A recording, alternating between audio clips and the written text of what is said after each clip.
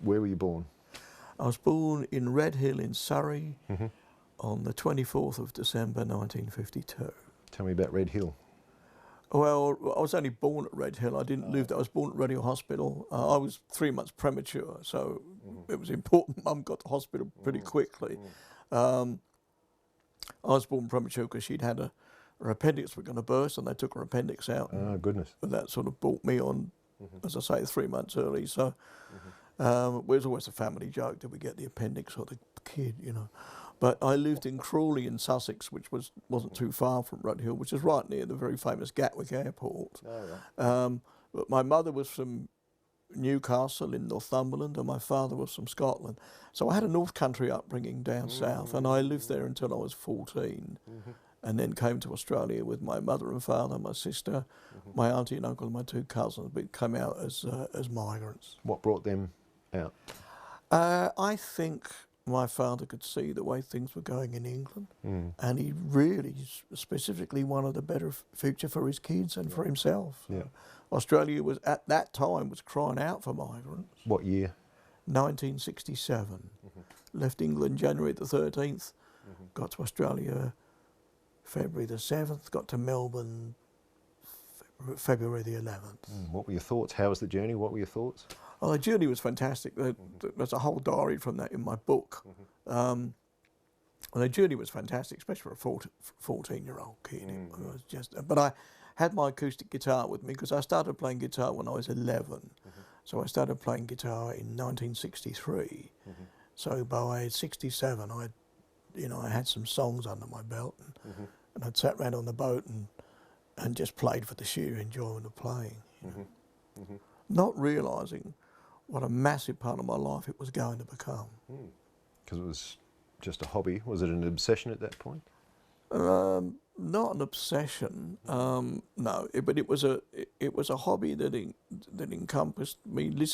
Music itself was a hobby because Mum and Dad played so much music at home. So music was always in the house. Yeah. And if I look at the music in England at the time, it was great music, and and all that stuff that was coming out, the Stones, the Beatles, Pretty Things, the Who, the Byrds, and then the folk stuff, Peter, Paul and Mary, and Bob Dylan and Donovan. Then I got more into the English traditional folk that went way back into the, 1600s and so forth. I pursued an interest in that, which is still an active one.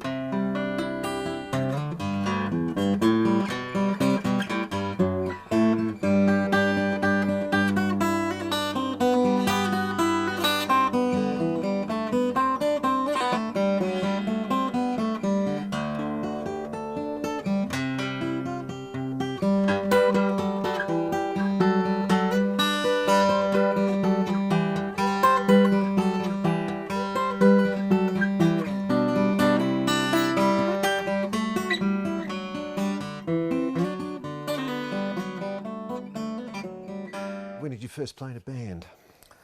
I first played in a band at primary school in England.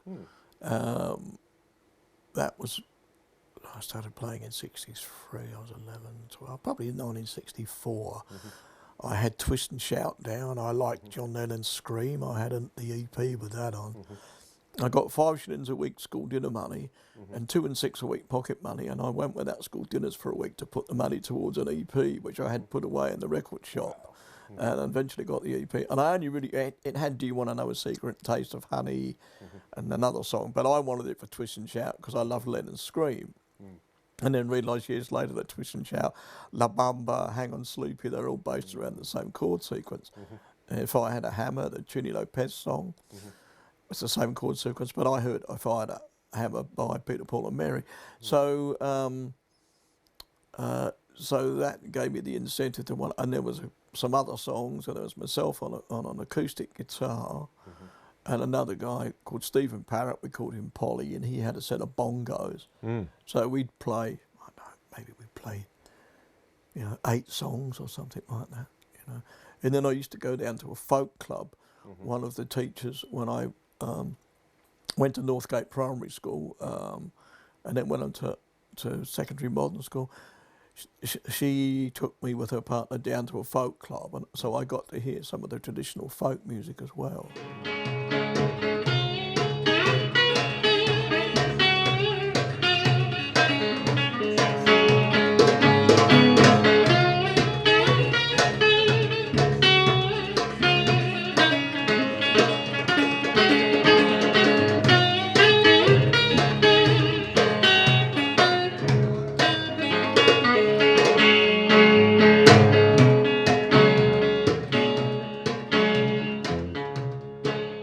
Folk clubs then, there was no PAs or sound system.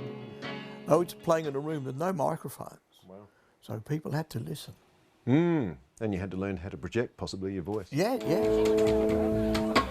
I wanna looking for trouble, trouble keep looking for me. I wanna looking for trouble, trouble keep looking for me. I wanna melt that woman, I wanna wear could treat me.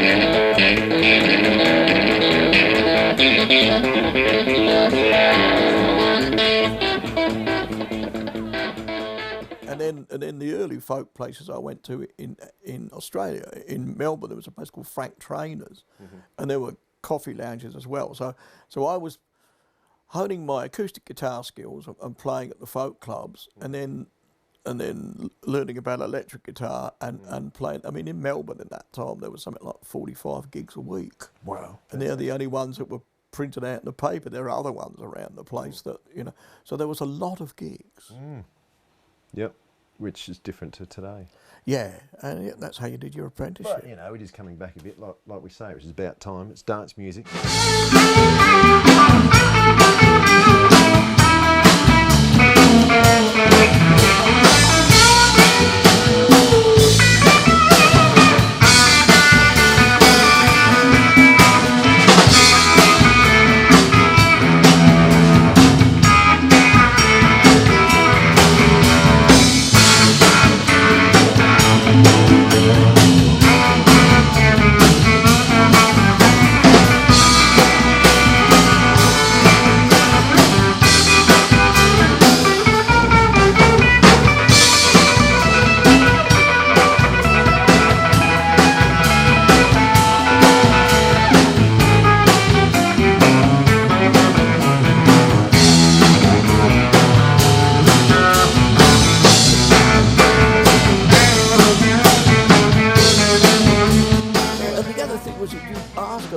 people.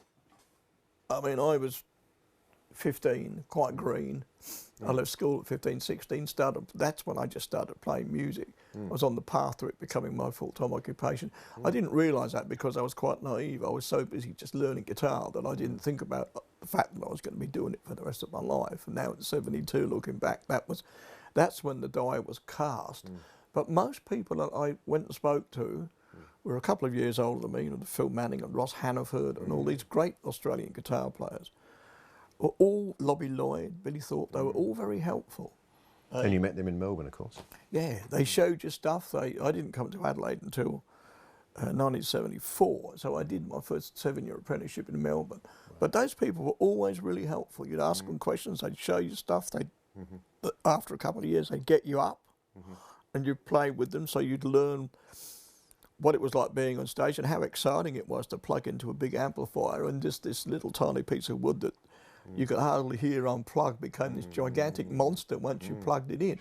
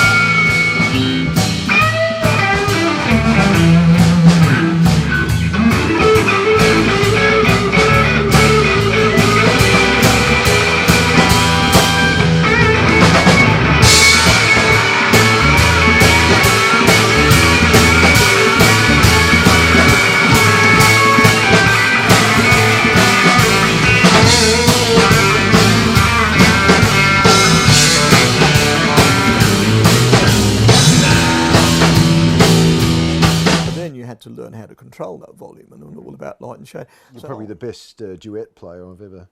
Sorry? You were the best duet guitar player I've ever... Still ever heard. You know, how you're so good at playing with other people. Oh, thank you very much. Good God, woman, I'll make those money. I'll tell you about it.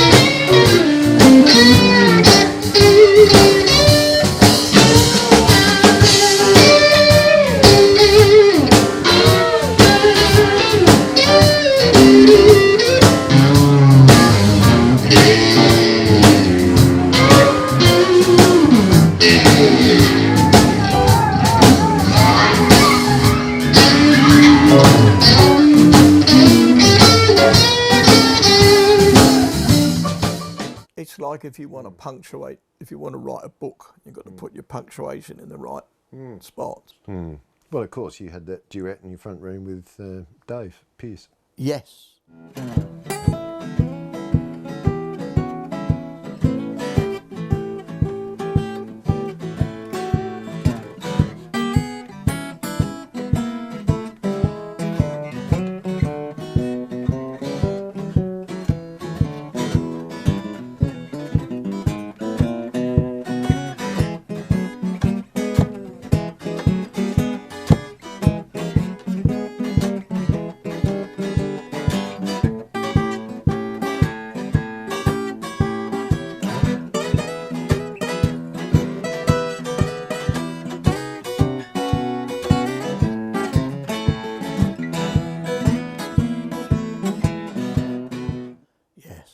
Which was great. Yeah, that was, you know, and Dave could be quite shy about playing, but in a comfortable situation like the front room, he was happy to just play. Yeah, and it was so good the way you know, took him through it. It was great. It is great. It is great forever. Yeah. So if you're playing with other people, if you're playing your own thing and someone's accompanying you, you give them plenty of space to shine, because that's what they're there for. But if you're accompanying somebody else, you've really got to think about when you play, when you don't play. Yeah, he's a funny player, that Chris. He can't help himself sometimes. He's got to do those funny little things, you know. Hey, Chris.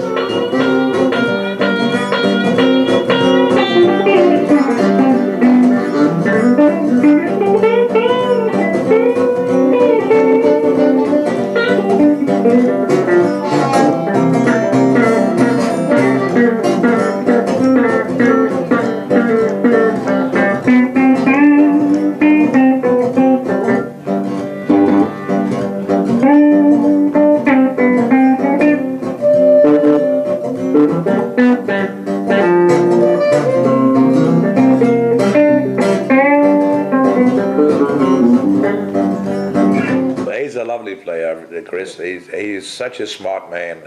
He can play just about anything on things with strings. You know, plays banjo, strange European, Eastern European and Indian things, and good percussionist too. Is he? Yeah, he's a very, very talented man. But his taste in music is so damn Catholic, you don't know where he is half the time. Really? Yeah.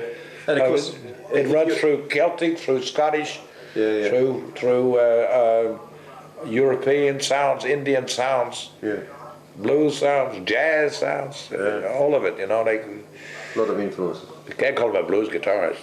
He's a damn good guitarist. Yeah. Once I lived the life of a millionaire. Spent all my money, man, didn't have myself a care. Taking all my friends out for a mighty good time. You know, I bought them bootleg liquor, bought them champagne, cocaine, hash and wine. And then I began to fall slow. No money in my pocket, man, didn't have myself a place to go. If I get my hands on $1 again, I'm gonna squeeze that dollar so hard you can see Queen Lizzie grin.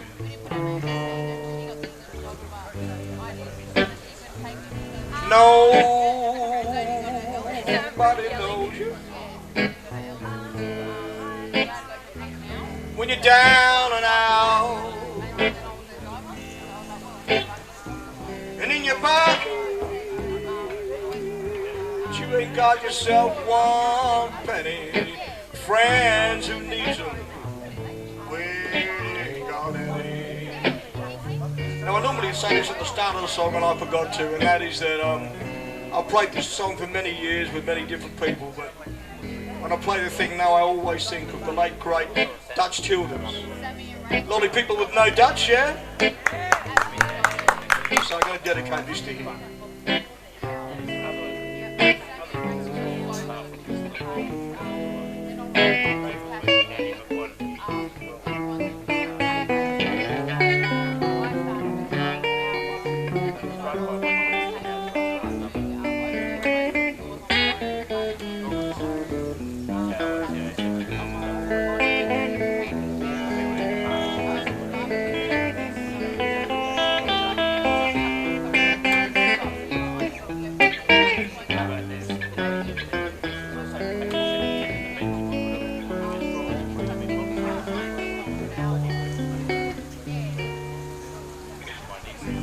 Just as soon as you get right back on your feet again. I'll come around and see you, all your long lost friends. I said it's mighty strange, but without a doubt, no one knows you.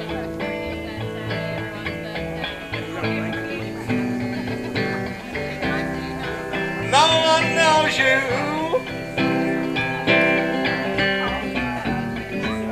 No one knows you when you're down and out.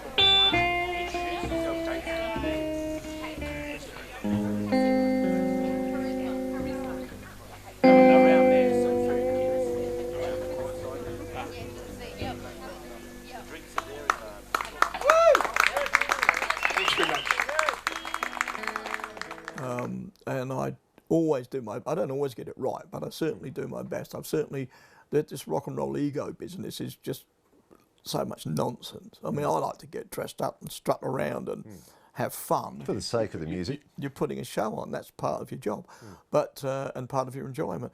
But the music comes first. I was going to ask you, what was your first paying gig? How old were you? Where was it? How much did you make? I can't remember how much. I probably would have made something like $30, which was quite a lot back then, and that would have been in 1968 at the Dorset Gardens Hotel in Melbourne, in Croydon. Mm-hmm. Solo or with a band? With a band. A band called St James Infirmary, which was my first band. Great. Did you ever have another job, or has it always been music? Always been music. Always. Wow, that's amazing in itself. Yeah. Mm-hmm. But I was hooked on music, and not only was I hooked on music, but I would practice and listen to music every day. I still do practice every day. And ingest music and spend all the money I had on music and on records and on trying to learn about other cultures. I mean, we've got world music, we've got WOMAD now. Back then they called it underground, but back then you had to really look for it. There wasn't any of the stuff that the kids have got today. There wasn't an internet. There wasn't videos. It wasn't anything like that. Australia was a bit of a backwater for music. Anything that you really wanted to find, you had to get imported from overseas. And my grandmother, God bless her, she couldn't afford it, but she used to send me out Melody Maker, a British magazine. And then you'd look at the record reviews and you'd hear about stuff that was out. That's how I first heard about Ry Cooder and Rory Gallagher. And so you go and look at that stuff, and you order stuff in, you go to the import record shops. Melbourne was fantastic for import record shops back then, and you get that stuff. What about Towards the Blues, that great Chain album? When did you first hear that? Well, I was hanging out with Phil. I was hanging out with Shane before Matt joined. When I first heard Shane, Wendy Saddington was the singer, and it was her idea to call the band Chain, after the Chain of Fools thing. Right. And then after that, because I'd become such good friends with Phil, I used to go to places like the Thumping Tom in Melbourne and Sebastian and some of those gigs, and there were quite a number of incarnations of Chain before Matt joined, and then Matt joined, and then of course they had Black and Blue, and so.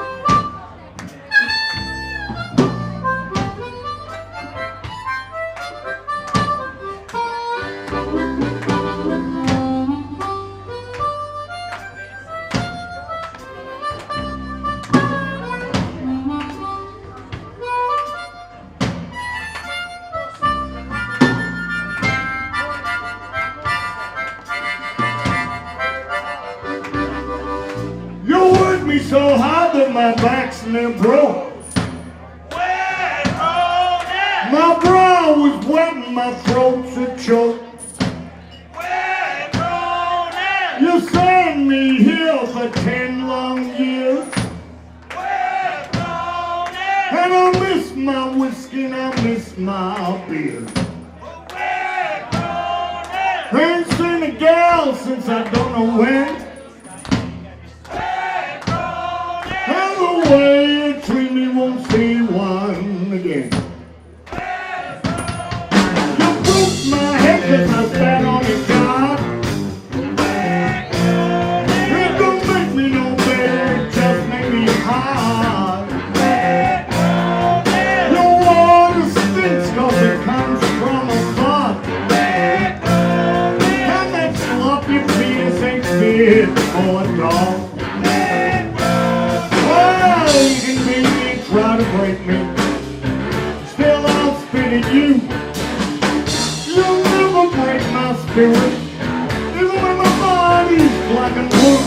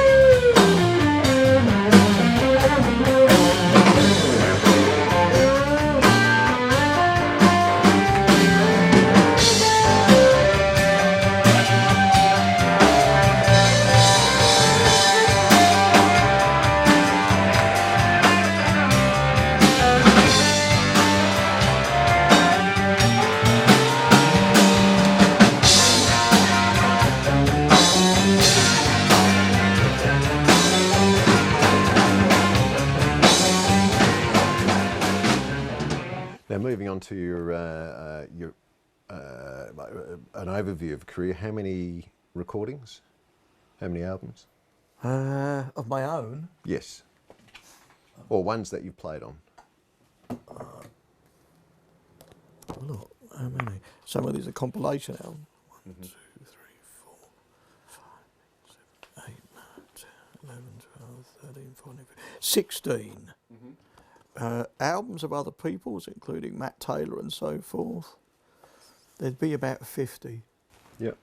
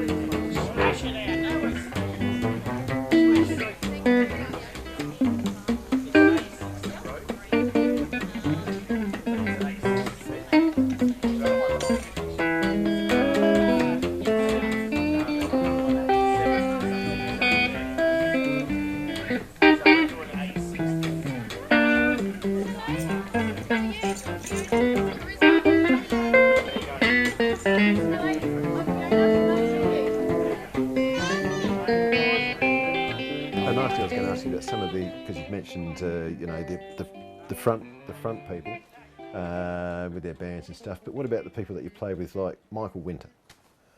Well, Michael Winter is just absolutely phenomenal. I mean, he's just A great bass player. Well, I've seen him progress. I first met Michael when he was 18. Okay, I was very lucky when I was 14 years old. My mother and father brought me out to Australia. And my mother's 90 now. My father's long gone. And I shall be forever grateful that they brought me here to this wonderful country. When you look at what's going on around the world, we're so bloody lucky to be here. So I'd like to dedicate this tune to my parents. And this little adaptation, it's a European tune, but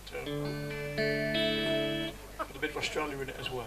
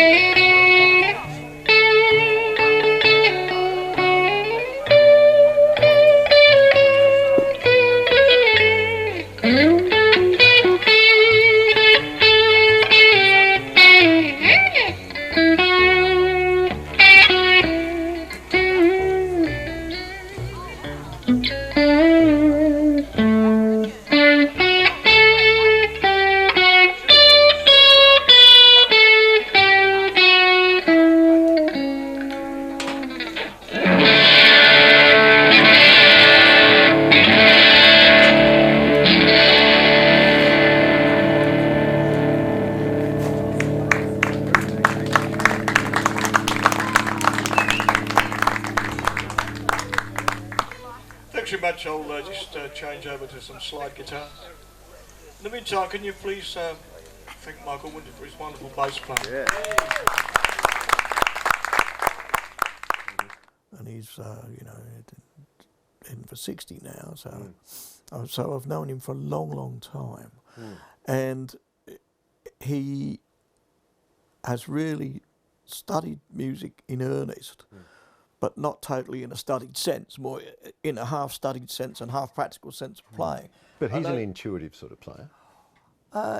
Yeah, well, he's open to what's going on around him, but with him, it's great quality. He doesn't play any nonsense. Because I'm not, my musical knowledge is too limited to know what he's doing, but he facilitates. Well, yeah, whatever's going on. Yeah. What he does is sometimes you wouldn't necessarily notice he's there, but if he's gone, there'll be a big hole.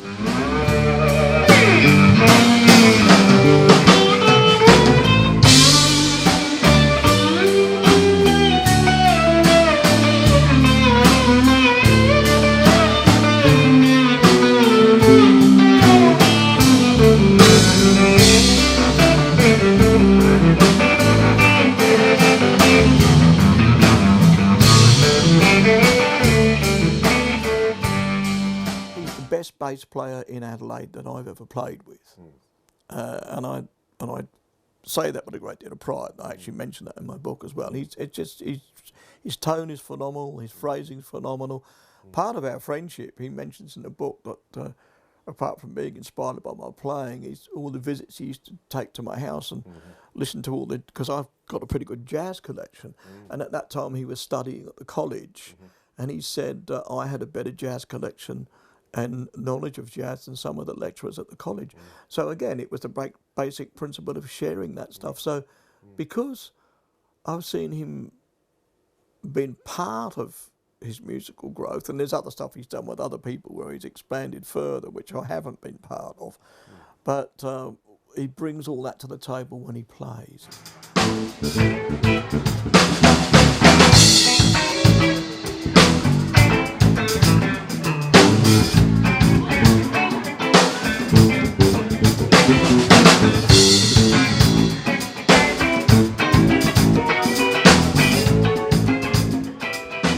And because I've seen that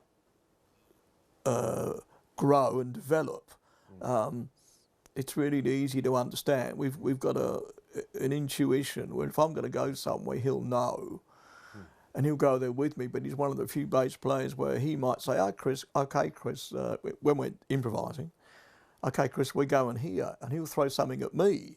"Okay, Michael, I'll go with you."